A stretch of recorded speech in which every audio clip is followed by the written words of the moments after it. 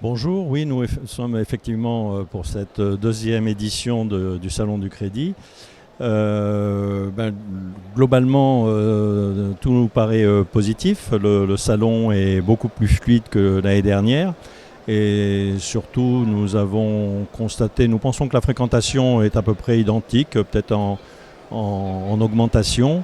Les ateliers étaient intéressants et les conditions étaient plus favorables que l'année dernière. Donc pour nous, c'est positif. Alors bien sûr, quand je dis que c'est positif, également par rapport au positionnement de notre stand, où nous avons accueilli beaucoup de visiteurs et nous avons réalisé entre 20 et 30 nouvelles adhésions. Donc ce qui va au-delà de nos espérances. Les points forts, ce sont le fait que ça réponde à une demande, puisque les IOB sont un peu dispersés, très peu sont dans des associations, etc. Donc le fait qu'il y ait un événement fédérateur qui regroupe l'ensemble des partenaires, on peut regretter toutefois que les banques traditionnelles, les banques de financement immobilier ne soient pas présentes. Mais mis à part ça, le reste y était. Pas du tout, non, on ne peut pas dire que c'était du temps bien perdu, bien au contraire. Et nous serons là pour l'année prochaine. Donc l'Anacofi IOBSP est une des associations métiers de la Confédération Anacofi, qui correspond également à toutes les activités de la sphère assurantielle, financière et bancaire, et y compris l'immobilier.